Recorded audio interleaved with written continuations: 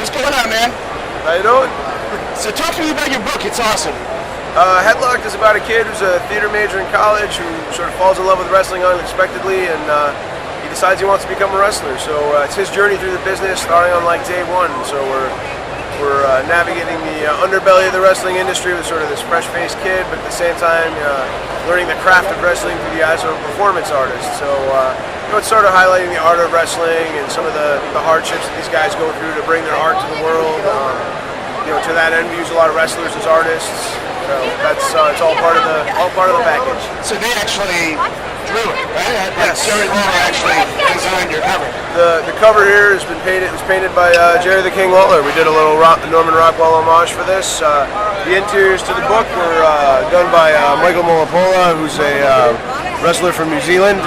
So it brings a little authenticity to the story. Like there's little nuances he puts in the art that I think people in the business will understand that casual fans might not understand. And then I jam a lot of Easter eggs in there. I think for people who are longtime fans, they might enjoy. But I think it adds a little bit to the authenticity of the book and the experience. Are you a wrestling fan? You must be.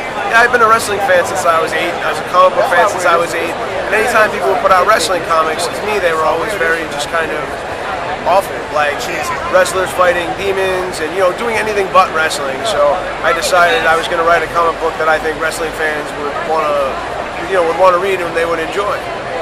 Sweet, man. Good luck. What's up, man? What it is? Stand back. The hurricane is here.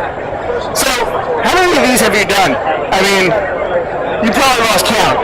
This is my first time in New York Comic Con. Is it really? Yeah, I've done San Diego. I've done some Wizard Worlds. SuperCon down in Miami is one of my personal favorites. Comic Palooza in Houston is another personal favorite of mine. But New York Comic Con, this is my first time here. I am having a blast. It's hard to keep me at my booth though. They're yelling at me because I want to run around and see stuff. I'm a huge fan at heart of all of this stuff. So good times. So let me ask you, man, when the whole hurricane character was created, which is what, like 10 years ago, right? 2001. You want me to get out? I'll go. Yeah, stay, man. Then I'm coming on blank freaking wall. There we go. You must have known that it would have legs probably early on, but did you think you'd still be, I don't think anybody thought it was going to be like this. When they approached me with the idea of being a superhero, I was already Hurricane Helms in WWF at the time.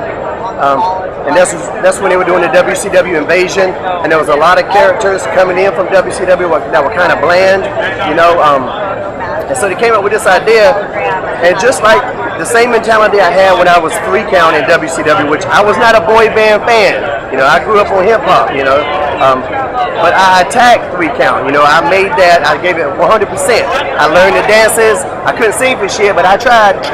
Same mentality when I became a Hurricane. I was like, you know what, if I'm gonna do it, I'm gonna put 150% in it. I'm gonna make it as good as it can be. They gave me a cheesy little mask. I was like, nope. I went and had some professional masks made. They gave me a cheesy little outfit. I'm like, nope. I went and had the real cool Hurricane outfits made. I just knew the only way that it could work was if I took it to heart, and I really did.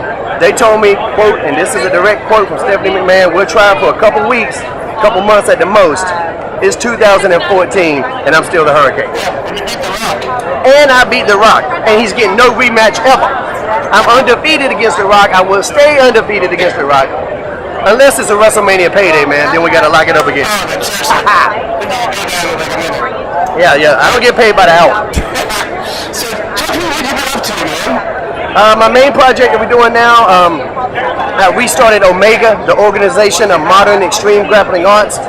That was an independent company that Matt Hardy had founded before myself, Matt, and Jeff. We all made it big. We did Omega in North Carolina back in the day, way back in the day. You're talking 96, 97, those type of years. Omega had like 11 guys from one independent company to make it to worldwide television. It's unprecedented. Nobody's done it since. I doubt anybody ever will. So anyway, we brought it back. Matt and Jeff are always on my shows. We get the biggest attendance in North Carolina outside of Vince McMahon. But we ain't trying to compete with Vince. Vince is an animal. The WWE brand is an animal. But we do some really amazing shows. And I'm very proud of everything that we've done so far. And every show we do, we attached to a charity, and we've done probably $35,000 to $40,000 able to donate in monies throughout the five shows that we've done. Yeah. So and that's something we do of our own. When we go to a school, we could just rent the gymnasium if we want to, but we don't. We say no, we want to do this, and we want to give your school, some money for whatever. If they got a wrestling program, that's the one I'll jump on first, because I was an amateur wrestler in my high school days, and I love that style of wrestling.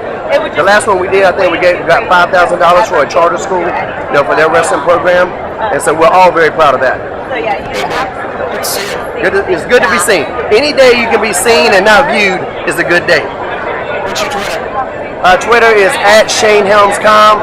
Instagram is ShaneHelmsCom. My Tumblr, which is not safe for kids, is ShaneHelmsCom. Facebook is ShaneHelmsCom. And strangely enough, my website is ShaneHelms.com. What's up with that?